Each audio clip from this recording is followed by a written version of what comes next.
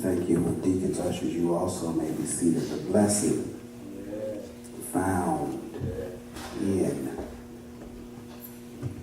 Thank you, Lord. The blessing found in between.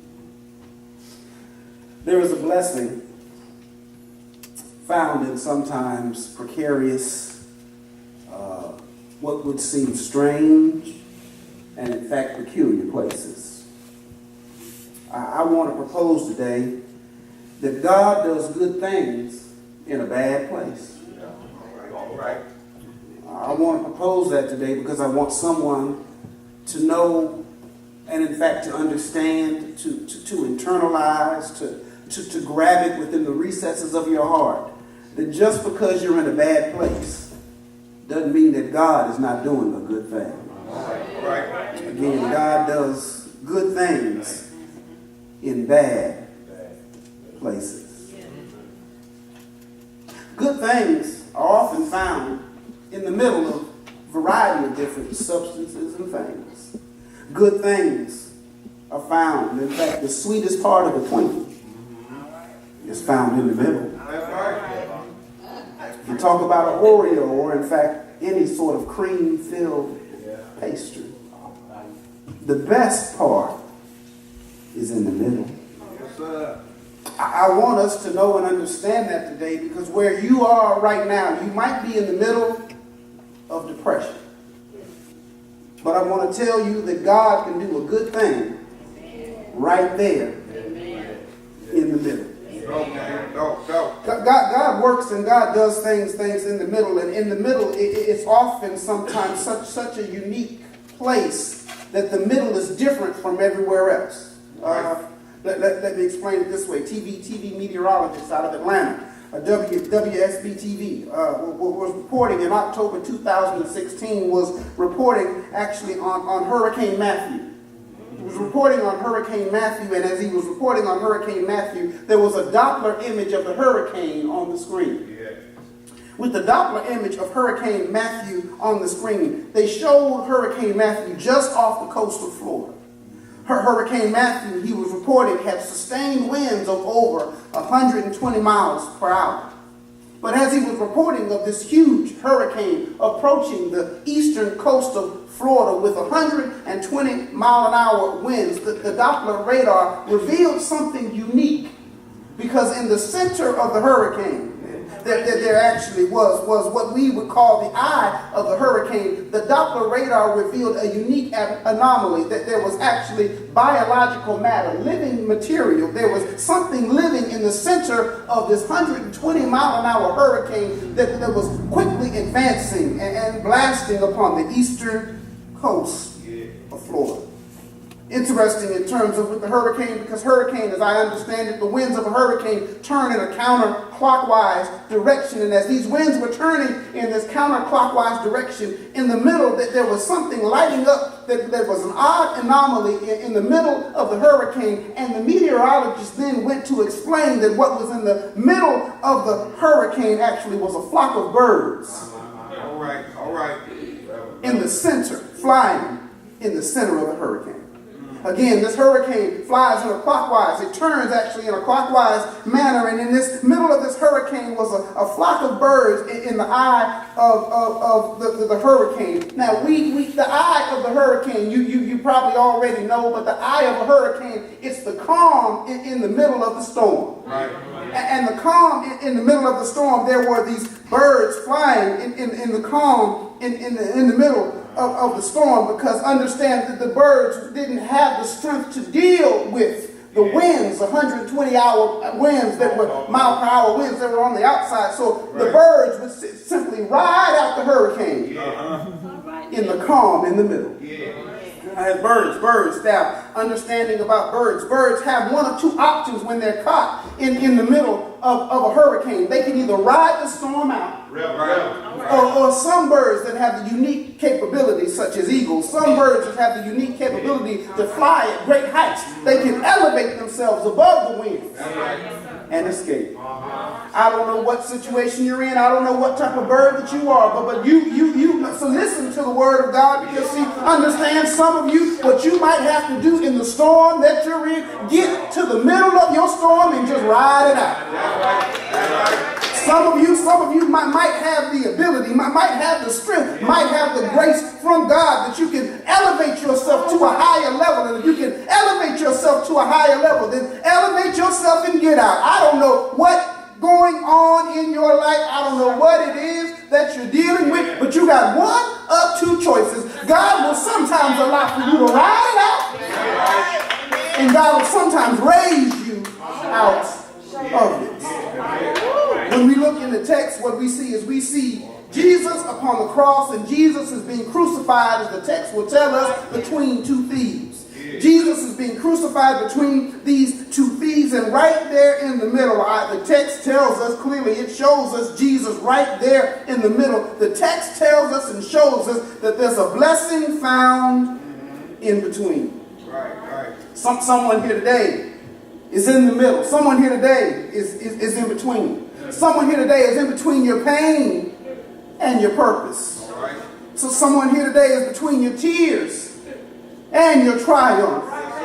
Someone here today is between your heartbreak and your healing. Someone here today is between being financially broke and being faithfully better. Someone here today is between agony and acceptance. Someone here today is in between indecision and inspiration. And I want to encourage you today that right there in between, there's a blessing. God can, God will, in fact, God shall. It's in God's word. God does great things in the end between. God does good things often in bad places. Here, again, within the text, the gospel writers show us that Jesus is providentially, he's placed in the middle. I want us to understand he's providentially, it's on purpose. He's providentially placed in the middle. I know that if you look into the entirety of the text, because the story you'll find here that we find in Mark 15, you also find in Matthew 27, you find it also in Luke 23 and in John 19. Each of these tell the story of Jesus being crucified between these two thieves. And I just like to point out, as I often do, that whenever you find something that's in each one of the four gospels, it was a critical component, something that was important for us to understand as it relates to our Christianity and our discipleship. So here, Jesus is crucified between two thieves, and each of the gospel writers, Matthew, Mark, Luke, and John, all recorded. Right. He's providentially placed here in the middle. And I know that if you look at the entirety of all these texts, it would tell us that it was man's decision. And I understand that Pilate, that there's some person, Pilate, some government official, Pilate, possibly the centurion. Somebody made the decision to put Jesus in the middle. I know it was man's decision, but understand, it was man's decision, but it happened under God's direction. I want you to understand, because see, some of us think that the reason that we are where we are, some of us think that the reason that we're right there in the middle, we attribute it to man's decision. But if it was man's decision, I want to tell you it was under God's direction. Jesus being here, he was in the middle. And understand, it was not a historical accident, it was a holy accomplishment. I want us to see. It was not, again, an accident, it was an accomplishment. It was an accomplishment because we'll understand that prophecy was fulfilled by him being crucified between these two thieves. It was a necessary detail for Jesus to be crucified between two thieves. And the necessary detail of Jesus being crucified between these two thieves is recorded. It's recorded in Isaiah 53 and 12, where it says that he was numbered with the transgressors. All right. Therefore, he was placed in the middle because he was numbered with the transgressors. There were convicts on either side of him. There were those that were guilty on either side of him, and innocence was placed right there in the middle. Teach, Pastor. It's right there in the middle. But then also when we look at the process of Roman crucifixion, because Roman crucifixion actually was capital punishment. Is what Roman crucifixion was. And when you say Roman crucifixion being capital punishment, I want us to truly have a good understanding of what I mean by capital punishment. Roman crucifixion was the electric chair of our day. That's right. Roman crucifixion, it was the lethal injection. Right. of our day. Right. So Roman crucifixion, it was capital punishment. It was capital punishment for the worst of the worst. It was capital punishment for crimes that had been committed against Rome. It was capital punishment for someone who was the dread of society, is what Roman crucifixion was. Interestingly, I love when you look at Matthew, and I love even when you look at Mark, and one of the reasons why I even chose Mark here, because Mark identifies the people who were crucified with him, and they were also crucified, and Mark, interestingly, identifies these people. In fact, Matthew and Mark identify them as thieves, John identifies them as the others, and Luke identifies them as malefactors. All right. Want us to get this, because see, I chose Mark because see, Mark identifies them as thieves, still dealing with the issue, the idea of capital punishment, because see, thieves in that day and age, thievery did not require crucifixion. All right. When you think about thievery in that day was so common. Thievery was like having a parking ticket.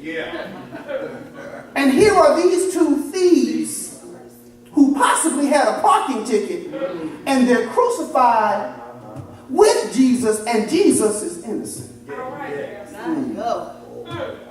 Get this now. The innocent died for crimes big and small. So when we think about our own lives, our own sins, our own failings, our own times that we've denied, our own times that we've fallen short of God, understand this, God didn't just die for the big things. God died for the little things. And then when we look at it even from another perspective here on Calvary, these thieves, these parking ticket offenders. These parking ticket offenders, they had a crime, in fact, that the punishment didn't even fit their crime. But yet they suffered along with Jesus so that we could see that Christ died, that God died, not just for the big things, but God also died for the small things. Again here, crucified. Jesus was crucified, but I want us also to further understand in terms of Jesus being crucified, because see, these who had the parking ticket, they were crucified, but they were guilty. He was not. Let me help you understand the difference between, murder and homicide. Because understand there's a difference between murder and homicide. Homicide can be, in fact, homicide often is, it's justifiable death. Or in fact, there was a reason for it. Now, not to say it was justified, but there was a reason for it is homicide. But understand murder. Murder is death that there was no reason. There's a difference between murder and homicide. So homicide occurred with these two criminals.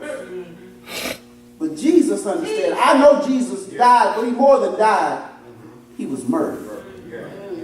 He was murdered by the priests and the Pharisees. He was murdered by the high priest. He was murdered by Herod and the Sanhedrin council. He was murdered.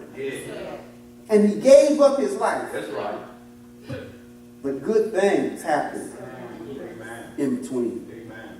Good things happen in between. And again, if I can come back to the illustration of this hurricane where these birds often are flying in the midst of the hurricane, because understand one of the things, ornithologists or bird watchers are those who study and love and have a passion for birds. Something within you has been longing for a meaningful worship experience, looking for a place where you can experience the presence of God.